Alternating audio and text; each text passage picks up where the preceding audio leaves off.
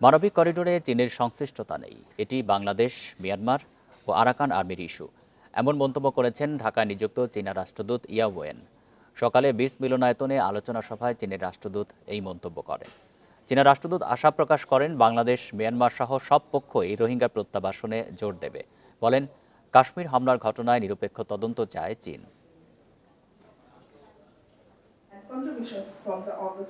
আস্থা এবং পারস্পরিক শ্রদ্ধাবোধ নিয়েই বাংলাদেশ চীন সম্পর্ক এগিয়ে চলছে বলে মন্তব্য করেছেন ঢাকায় নিযুক্ত চীনের রাষ্ট্রদূত ইয়া ওয়েন। আগামী দশকগুলোতে এই দ্বিপাক্ষিক সম্পর্কের ভিত আরও শক্তিশালী হবে বলে প্রত্যাশা করেন তিনি। বাংলাদেশ চীন সম্পর্কের ৫ দশক নতুন উচ্চতার দিকযাত্রা শীর্ষক সেমিনারে রাষ্ট্রদূত বলেন, সম্প্রতি দুই দেশের বাণিজ্য ও অর্থনৈতিক সম্পর্ক অনন্য উচ্চতায় পৌঁছেছে। রোহিঙ্গা সংকট সমাধানে চীন সবসময় বাংলাদেশের পাশে আছে জানিয়ে বলেন, প্রত্যাবাসনই এর একমাত্র সমাধান। মানবিক করিডোর প্রসঙ্গে বলেন, এটি দুই দেশের অভ্যন্তরীণ বিষয়, এতে চীনের কোনো সম্পৃক্ততা নেই। এটি জাতিসংঘের একটি উদ্যোগ। রাখাইনে চলমান পরিস্থিতির কারণে তারা এই প্যাসেজের মাধ্যমে ক্ষতিগ্রস্তদের সহায়তা দিতে চায়। এটি বাংলাদেশ, মিয়ানমার ও আরাকান আর্মির ইস্যু, এর সঙ্গে চীন যুক্ত নয়। চীন যে কোনো দেশের সার্বভৌমত্ব এবং আঞ্চলিক অখণ্ডতার প্রতি সম্মান প্রদর্শন করে। কোনো দেশের অভ্যন্তরীণ বিষয়ে হস্তক্ষেপ করে না বেইজিং। আমরা আশা করি বাংলাদেশ মিয়ানমার শান্তিপূর্ণ উপায়ে সমাধানের জন্য প্রত্যাবাসনের ওপরই জোর দেবে। রাষ্ট্রদূত বলেন, নতুন বাংলাদেশ বিনির্মাণে অন্তর্বর্তী সরকারের প্রতি সমর্থন রয়েছে চীনের। সংস্কার এদেশের অভ্যন্তরীণ বিষয় মন্তব্য করে বলেন, স্থিতিশীলতা ছাড়া অগ্রগতি সম্ভব নয়। ভারত পাকিস্তান পরিস্থিতিতে উদ্বেগ জানিয়ে বলেন, পাকিস্তানে ভারতের সামরিক হামলা দুঃখজনক। ভারত পাকিস্তান একে অপরের প্রতিবেশী, আগামীতেও থাকবে। এই দুই দেশ চীনেরও প্রতিবেশী। চীন সকল ধরনের সন্ত্রাসবাদের বিরোধিতা করে এবং দ্রুততম সময়ের মধ্যে কাশ্মীর ঘটনার নিরপেক্ষ তদন্ত দেখতে চায়। আমরা উভয় পক্ষকে শান্তি ও স্থিতিশীলতার স্বার্থে কাজ করার, শান্ত থাকার, সংযম প্রদর্শনের আহ্বান জানাই। আন্তর্জাতিক পরিস্থিতি যেভাবেই বিকশিত হোক না কেন, চীন ইতিহাসের সঠিক দিকে এবং মানুষের কল্যাণের পক্ষে দৃঢ়ভাবে দাঁড়াবে। বহুল আলোচিত তিস্তা প্রকল্প নিয়ে ইয়া ওয়েন বলেন, চীন বাংলাদেশের জবাবের প্রতীক্ষায় রয়েছে। বেইজিং মনে করে দ্রুতই এই প্রকল্পের কাজ শুরু করা উচিত। নাফিজাতুল্লাহ, ইন্ডিপেন্ডেন্ট নিউজ, ঢাকা। বাংলাদেশের সীমান্ত সম্পূর্ণ নিরাপদ, ভীতির কোনো কারণ নেই বলে মন্তব্য করেছেন স্বরাষ্ট্র উপদেষ্টা জাহাঙ্গীর আলম চৌধুরী। দুপুরে দিনাজপুরে বিরলে ইরিবোরো ধান কাটার উদ্বোধন শেষে তিনি সাংবাদিকদের এসব কথা বলেন। পরে বিকেলে জেলা প্রশাসক কার্যালয়ে সংবাদ সম্মেলনে তিনি বলেন, ভারতের যদি অবৈধ বাংলাদেশি থাকে তবে তা সঠিক চ্যানেলের মাধ্যমে ফেরত পাঠাতে হবে। বাংলাদেশেও কেউ থাকলে একই চ্যানেলে ফেরত পাঠাবে। বর্ডারে নজরদারি করা হচ্ছে। সংবাদ সম্মেলন শেষে বের হওয়ার পথে জুলাই আন্দোলনের শিক্ষার্থীরা স্বরাষ্ট্র উপদেষ্টার গাড়ি আটকে দেন। আব্দুল হামিদের দেশ ত্যাগের বিষয়ে জানতে চাইলে উপদেষ্টা বলেন, বিদেশে পালিয়ে যাওয়ার ঘটনায় জড়িতদের শাস্তির আওতায় আনতে না পারলে পদত্যাগ করবেন তিনি।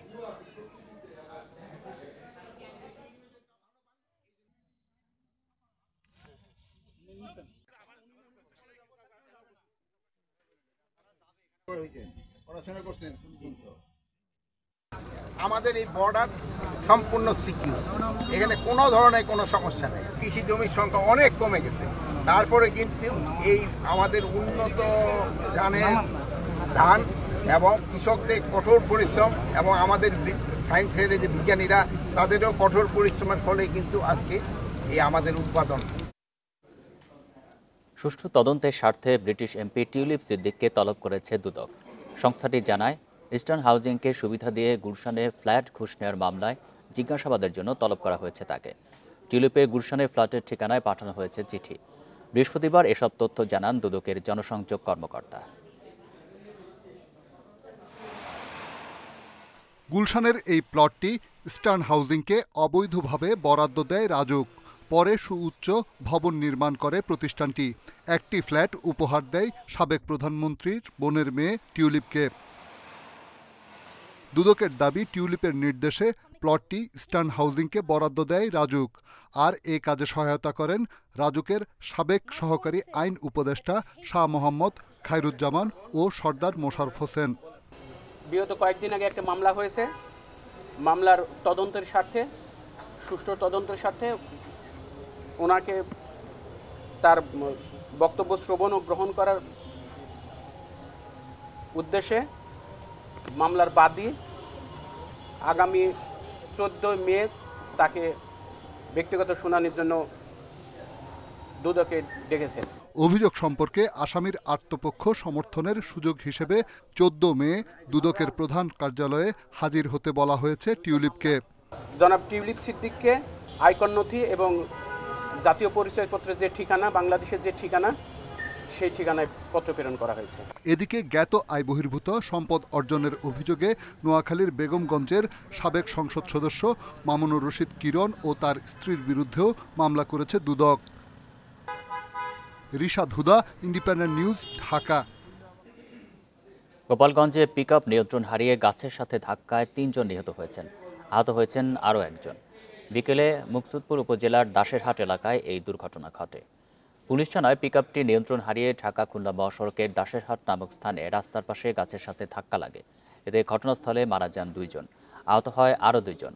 খবর পেয়ে হাইওয়ে থানা পুলিশ ঘটনাস্থল থেকে আহতদের উদ্ধার করে মুকসুদপুর হাসপাতালে নিয়ে যায়। সেখানে চিকিৎসক আরও 1 জনকে মৃত ঘোষণা করেন। আহত অপরজনকে উন্নত চিকিৎসার জন্য ফরিদপুর মেডিকেল কলেজ হাসপাতালে পাঠানো হয়েছে। এদিকে টাঙ্গাইলের মির্জাপুরে ট্রাকের পেছনে ধাক্কা দিয়ে উল্টে গিয়ে পিকআপের 3 জন নিহত হন। বিকেলে গোড়ায় মিলগেট এলাকায় এই দুর্ঘটনা ঘটে। ঢাকা থেকে খুলনা যাচ্ছিল, তাই তো?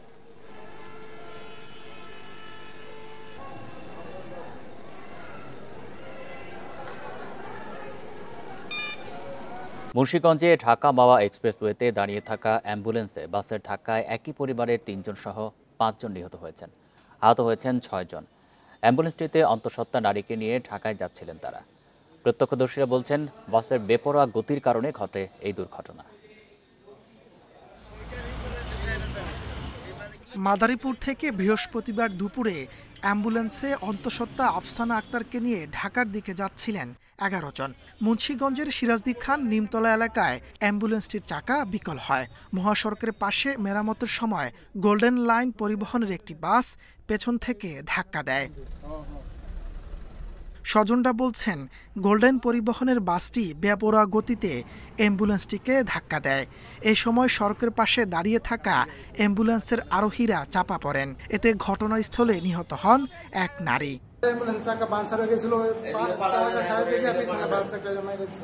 যারা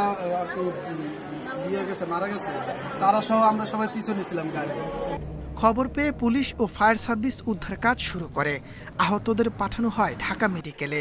এর মধ্যে পথে মারা যান অন্তঃসত্ত্বা আফসানা আক্তার, বাবা সামাদ ফকির, ভাই বিল্লাল ফকির ও চালক মাহবুব সর্দার। পিছনে বাম চাকা বাস হয়ে যাওয়ার পরে অ্যাম্বুলেন্সটা রাস্তার উপর দাঁড়িয়ে থেকে সে যাত্রীগুলোকে পিছনে নামায় দেওয়ার পরে সে গাড়ির চাকা চেঞ্জ করতে লাগে। চেঞ্জ করার সময় পিছন দিক থেকে সে গোল্ডেন লাইন বাস এসে তাকে ধাক্কা দেয়। চাকা নষ্ট হয়, অ্যাম্বুলেন্সের যাত্রীদেরকে গোল্ডেন লাইন পরিবহন চাপা দেয়। ঘটনাস্থলেই 1 জন নিহত হয়, বাকিদেরকে উদ্ধার করে ঢাকায় প্রেরণ করি। নিহতদের বাড়ি মাদারীপুর সদরের দক্ষিণ তুতখালী গ্রামে। Independent news.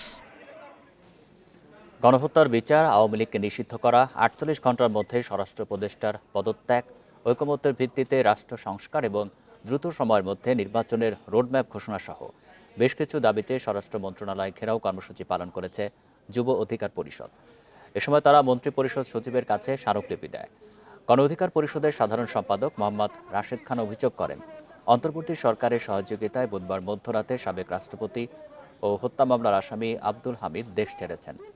এর প্রতিবাদেই স্বরাষ্ট্র মন্ত্রণালয় ঘেরাও কর্মসূচি পালন করছে যুব অধিকার পরিষদ। এর আগেও আওয়ামী লীগের সাধারণ সম্পাদক ওবায়দুল কাদের সহ অনেক এমপি একইভাবে সরকারের সহযোগিতায় দেশ ছেড়ে পালিয়ে যায়। গণ অধিকারের মিছিল জাতীয় প্রেস ক্লাবের সামনে থেকে রওনা হয়ে সচিবালয়ের সামনে গিয়ে শেষ হয়। পরে 10 সদস্যের একটি প্রতিনিধি দল মন্ত্রিপরিষদ সচিবের কাছে স্মারকলিপি দেয়।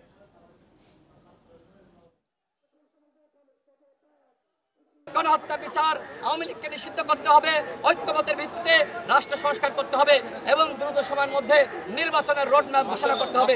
তারা সেটি না করে তারা আওয়ামী লীগের পুনর্বাসন করছে। দামি রাষ্ট্রপতি হত্যা মামলার আসামিদেরকে পালিয়ে যেতে, দেশ ছেড়ে যেতে তারা সহযোগিতা করছে। আগামী 3 দিনের মধ্যে সাবেক রাষ্ট্রপতি আব্দুল হামিদ সহ গণহত্যার কুশীলবদের দেশ ত্যাগে সহায়তাকারীদের গ্রেপ্তারের দাবি ইনকিলাব মঞ্চের। বিকেলে ঢাকা বিশ্ববিদ্যালয়ের মধুর ক্যান্টিনে সংবাদ সম্মেলনে এই দাবি জানান সংগঠনের নেতারা। ইনকিলাব মঞ্চের মুখপাত্র শরীফ উসমান হাদি বলেন, আগামী 3 দিনের মধ্যে সরকারকে বলতে হবে কার ফোনে আব্দুল হামিদকে বিমানবন্দর থেকে ছেড়ে দেওয়া হয়েছে। রাষ্ট্রপতি মোহাম্মদ শাহাবুদ্দিনের অফিস থেকে ফোন পেয়েই সাবেক রাষ্ট্রপতি আব্দুল হামিদকে ছেড়ে দেওয়া হয়েছে দাবি করে তিনি বলেন, গণহত্যার কুশীলবদের দেশ ত্যাগে সহযোগিতা করা হচ্ছে, যা জুলাই শহীদদের সাথে প্রতারণা। এই ঘটনার সাথে জড়িতদের দ্রুত গ্রেপ্তার করা না হলে কঠোর আন্দোলনের হুঁশিয়ারি তার। আমরা ফ্যাসিস্ট আওয়ামী লীগকে নিষিদ্ধ করার কোনো উদ্যোগ নিতে পারি নাই। যখন আমরা গণহত্যার বিচার করব, তখন গণহত্যাকারী রাতের আধারে প্রোটোকল নিয়ে পালাই যেতে পারতেছে। তখন এই চেয়ারে বসে থাকার ন্যূনতম বৈধতা আমাদের নাই। আমাদের জনগণ আমাদেরকে এই জন্য ক্ষমতায় পাঠায় নাই। এবার হজ যাত্রার খবর।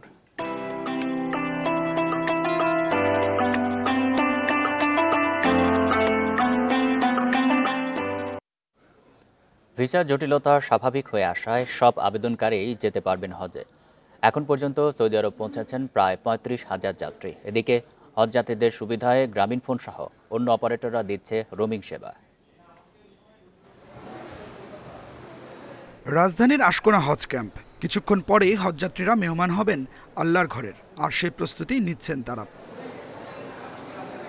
যাত্রার সময় সেলাইবিহীন সাদা কাপড়ে ইহরাম বেঁধেছেন তাদের অনেকেই। ইহরাম বাঁধার নির্দিষ্ট স্থান সৌদি আরবের ইয়া লামলাম কিংবা জুল হুলাইফা হলেও এই শুভ্রতার মিছিলে আগেই নিজেকে আবৃত করে নিয়েছেন সৃষ্টিকর্তার আবেগঘন ভালোবাসায়। আশকোনা ক্যাম্পের পরিবেশ হজ ব্যবস্থাপনায় সন্তুষ্টি জানানোর পাশাপাশি দীর্ঘদিনের লালিত স্বপ্ন পূরণে খুশি যাত্রীরা। আল্লাহ নিচ্ছে, এই জন্য আল্লাহর দরবারে কোটি কোটি শুকর আদায় করি। ভালো লাগছে, এটা সৌভাগ্য কপাল আমার, এটা কয়জনের ভাগ্য হয়। আল্লাহ যে নিয়ে যাচ্ছে, কবুল করছে। এই 4,500 বছর আগে আমাদের নাম লেখা হয়েছে সিরিয়াল, যখন ইব্রাহিম আলাইহিস সালাম কাবা শরীফ তৈরি করছেন। হজ যাত্রীদের জন্য এবার মোবাইল ব্যালেন্সের মাধ্যমে রোমিং প্যাক কেনার সুবিধা চালু করেছে গ্রামীণফোন। এতে করে হজ পালনে সৌদি আরবে যাওয়া বাংলাদেশিরা সহজেই দেশে থাকা প্রিয়জনের সঙ্গে যোগাযোগ রাখতে পারবেন। তবে এ বিষয়ে প্রচারণা বাড়ানোর পরামর্শ হজ যাত্রী ও তাদের স্বজনদের। আরও ভালো সংবাদ যে বাংলাদেশের টাকা বাংলাদেশে থাকবে, বাংলাদেশের সিম দিয়ে আমি কথা বলতে পারবো। বাংলাদেশ গভর্নমেন্ট একটা ইনিশিয়েটিভ নিয়েছে যে এর জন্য স্পেশালি রোমিং দরকার নেই, এন্ডোর্সমেন্টের দরকার নেই। বিডিটি যে অ্যাকাউন্ট ওটা ইউজ করা যাবে। আমি যদি ওখানে এটা কমফোর্টেবল ফিল করি, নেটওয়ার্ক ভালো মনে হয়, আমি ওটা করব। এদিকে ভিসা জটিলতা কমে আসার কথা জানিয়েছেন হজ পরিচালক। ভিসা জটিলতায় শুরুর ফ্লাইটগুলোতে যেতে না পারা যাত্রীরাও সৌদি আরব পৌঁছতে শুরু করেছেন। প্রথম দিকে ভিসাগত কারণে কিছু হজ যাত্রী নির্ধারিত ফ্লাইটে যেতে পারেনি। পরবর্তীতে এই ভিসাগুলো হওয়ার পরে আমরা খুব দ্রুতই কিন্তু তাদেরকে পাঠিয়ে দিয়েছি, এবং আমরা এটি এজেন্সির ক্ষেত্রেও যে কতগুলো ভিসার কারণে যারা যেতে পারেননি সেগুলো আমরা দ্রুতই সমন্বয় করেছি। হজ ফ্লাইট চলবে আগামী 31 মে পর্যন্ত। চাঁদ দেখা সাপেক্ষে 4 অথবা 5 জুন পালিত হবে পবিত্র হজ। Adilur Rahman, Independent News, Dhaka. বরিশাল বিশ্ববিদ্যালয়ের উপাচার্যের অপসারণে শিক্ষার্থীদের চলমান দাবির সাথে একাত্মতা প্রকাশ করেছেন শিক্ষকদের একটি অংশ। আন্দোলনের 4র্থ দিনে ছাত্র শিক্ষক সংহতির সমাবেশে তারা একাত্মতা প্রকাশ করেন। বেলা 11:30টায় প্রশাসনিক ভবনের সামনে অবস্থানে এসব কর্মসূচি ও সমাবেশ করে শিক্ষার্থীরা। পরে আন্দোলনের সাথে একাত্মতা পোষণ করে যোগ দেন বিভিন্ন বিভাগের শিক্ষকরা। একাত্মতা প্রকাশ করে শিক্ষকরা বলেন, শিক্ষার্থীরা দীর্ঘদিন ধরে যৌক্তিক দাবি নিয়ে আন্দোলন করছে। তাদের দাবির সাথে একাত্মতা প্রকাশ করার কথা জানান তারা। শিক্ষার্থীদের অভিযোগ, বিভিন্ন সময়ে দফায় দফায় দাবি তুললেও কোনো দাবি বাস্তবায়ন হয়নি। তাই দ্রুত সময়ের মধ্যে বর্তমান ভিসিকে অপসারণ করে নতুন ভিসি নিয়োগের দাবি তাদের। পরে ক্যাম্পাস থেকে বিক্ষোভ মিছিল বের হয়। মিছিলটি ক্যাম্পাসের সামনের সড়ক ও ক্যাম্পাস পরিদর্শন করে প্রশাসনিক ভবনের সামনে এসে শেষ হয়। শিক্ষার্থীরা এক দফা দাবিতে উপনীত হয়েছে এবং আমাদের এখনকার একটাই দাবি, এই যে ভিসি আছে তাকে অপসারণ করতে হবে। আজকের এই কর্মসূচির মধ্য দিয়ে আপনাদের জানাইতে চাই যে এই বিশ্ববিদ্যালয়ে থাকার আর কোনো নৈতিক কোনো যোগ্যতা বা নৈতিক কোনো দায়িত্বই নাই। আমাদের শিক্ষকরা আমাদের এই ছাত্রদের যে এক দফা দাবি তার পক্ষে এসে সহমত প্রদান করেছেন। আমরা এখন থেকে আমাদের এই ভিসিকে অবাঞ্ছিত ঘোষণা করেছি। গণশুনানি ছাড়া সরকারি এলপি গ্যাসের দাম বাড়িয়ে বিইআরসি আইন লঙ্ঘন করেছে বলে অভিযোগ করেছে consumer association of Bangladesh cab. এর জন্য কমিশনের পদত্যাগের দাবি করেছে সংস্থাটি। বৃহস্পতিবার জাতীয় প্রেস ক্লাবে এক আলোচনা সভায় এসব কথা বলেন ক্যাবের জ্বালানি উপদেষ্টা শামসুল আলম। পাশাপাশি জ্বালানির সুশাসন নিশ্চিতে সরকারের প্রতি আহ্বানও জানায় ক্যাব। জ্বালানি খাতে শৃঙ্খলা নিশ্চিতে আলোচনা সভার আয়োজন করে ক্যাব।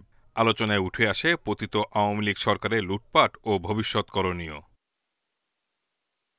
অনুষ্ঠানে বক্তারা বলেন, বিগত সরকারের আমলে জ্বালানি খাতে সবচেয়ে বেশি লুটপাট হয়। প্রয়োজন না হলেও গ্যাস বিদ্যুতের দাম বাড়ানো হয়েছে বারবার, যার কুফল এখন বয়ে বেড়াতে হচ্ছে জনগণকে। বিদ্যুতের অবকাঠামোর অগ্রগতি হলেও দুর্নীতির সমস্যা এখনও রয়ে গেছে। 155টা আপনার কুইক রেন্টাল পাওয়ার ব্যবস্থা করা হলো, সেখানে কোনো টেন্ডার হলো না, এবং এর মধ্য দিয়ে এই যে ক্যাপাসিটি চার্জের নামে কিভাবে টাকা লুটপাট হয়ে যায়। জ্বালানি খাতে যেটা খুবই গুরুত্বপূর্ণ যে জিনিসগুলো, সেই জিনিসগুলোই কিন্তু কোনো কমিশন এই সরকার করে না। আমরা এখান থেকে আশা করব। ক্যাবের জ্বালানি উপদেষ্টা বলেন, গণশুনানির মাধ্যমে এলপি গ্যাসের দাম নির্ধারণে হাইকোর্টের আদেশ থাকলেও বিইআরসি তা মানছে না। আইন লঙ্ঘন ও আদালত অবমাননার জন্য বর্তমান কমিশনকে অপসারণ করতে হবে। তা না হলে বিইআরসির বিরুদ্ধে আদালতে যাবে ক্যাব। সরকার যেভাবে এই সেক্টর চালাচ্ছে, এখনও আগের সরকারের ধারাবাহিকতা রক্ষা করছে, সেটা যে ঠিক না, এটা প্রতিষ্ঠিত হওয়ার পরেও আমি মনে করি যে সরকার যে ইচ্ছা করে করছে তা আমার কাছে মনে হয় না, কারণ এই সরকারের কোনো স্বার্থ সংঘাত থাকার কথা না, যুক্ত হওয়ার কথা। অনুষ্ঠানে বিদ্যুৎ ও জ্বালানি খাতকে সেবা খাতে রূপান্তরের দাবিও জানায় cab. Shahid Ahmed, independent News, Dhaka. কবিগুরু রবীন্দ্রনাথ ঠাকুরের ১৬৪তম জয়ন্তীর মূল আয়োজন কুষ্টিয়ার শিলাইদহে। ৪ বছর পর সরকারিভাবে রবীন্দ্র জয়ন্তীর উদযাপনে দেশের বিভিন্ন জেলার মানুষ ভিড় করেছেন কুঠিবাড়ির আয়োজনে। 3 দিনব্যাপী অনুষ্ঠানের আয়োজন করা হয়েছে রবীন্দ্র স্মৃতি বিজড়িত সিরাজগঞ্জের শাহজাদপুর ও নওগাঁর পতিসরেও। রবীন্দ্রপ্রেমীদের পদচারণায় মুখর কুষ্টিয়ার শিলাইদহ। কবিগুরুর ১৬৪তম জন্মবার্ষিকীর উদযাপন চলছে তাঁর স্মৃতিধন্য কুঠিবাড়ি প্রাঙ্গণে। উৎসবে সারা দেশ থেকে আসা শিল্পীরা গান, নাচ, আবৃত্তি ও নাটক পরিবেশন করেন। ভার্চুয়ালি যুক্ত হয়ে 3 দিনব্যাপী অনুষ্ঠান উদ্বোধন করেন সংস্কৃতি উপদেষ্টা মোস্তফা সরওয়ার ফারুকী। উৎসবের পাশাপাশি কুঠিবাড়ি চত্বরে চলছে গ্রামীণ মেলাও। এই অনুষ্ঠান উপভোগের মধ্য দিয়ে আমি এই শিলাইদহের কুঠিবাড়িকে এবং যেন রবীন্দ্রনাথকেই খুব কাছ থেকে দেখছি এবং উপলব্ধি করছি। জাতীয় পর্যায়ে এটা পালন হচ্ছে, যার ফলে এইটা আরও ভিন্ন মাত্রা যোগ করেছে। উৎসবমুখর পরিবেশে সিরাজগঞ্জের শাহজাদপুরেও চলছে রবীন্দ্র জয়ন্তীর আয়োজন। উপস্থাপন করা হচ্ছে কবিগুরুর সাহিত্যকর্ম। ভক্তদের আশা তার চেতনা ছড়িয়ে পড়ুক নতুন প্রজন্মের মাঝেও। অনেক ভালো লাগছে, আমরা নাচ, গান, আবৃত্তি অনেক কিছুই উপস্থাপনা করছি। প্রতি বছরই শাহজাদপুরের মানুষ রবীন্দ্রপ্রেমী মানুষ, এভাবেই আমরা রবীন্দ্রনাথের জন্ম জয়ন্তীটাকে বড় পরিসরে পালন করে থাকি। এই বছরও সেইভাবেই 3 দিন ব্যাপী আয়োজন মালা করা হয়েছে। নওগাঁর পতিসরেও জমজমাট আয়োজন কবিগুরুর জন্মদিন উদযাপনে। 3 দিনব্যাপী সাংস্কৃতিক অনুষ্ঠান ছাড়াও চলছে গ্রামীণ মেলা। রেশমি নন্দী, ইন্ডিপেন্ডেন্ট নিউজ। নাটোর জেলায় নিরাপদ আম ও লিচু আহরণ, সংরক্ষণ ও বাজারজাতকরণ সংক্রান্ত প্রস্তুতি সভা অনুষ্ঠিত হয়েছে। সকাল 10:30টার দিকে নাটোর জেলা প্রশাসকের কার্যালয়ের সম্মেলন কক্ষে এই সভার আয়োজন করেন জেলা কৃষি সম্প্রসারণ অধিদপ্তর। চলতি মৌসুমে নাটোরে 15 মে থেকে আম সংগ্রহ শুরু হবে, চলবে 10 আগস্ট পর্যন্ত। লিচু সংগ্রহ শুরু হবে 25 মে। নির্ধারিত সময়ের আগে অপরিপক্ক ফলকে আহরণ, সংরক্ষণ এবং বাজারজাত করলে তার বিরুদ্ধে আইনানুগ ব্যবস্থা নেওয়া হবে বলে জানান জেলা প্রশাসক।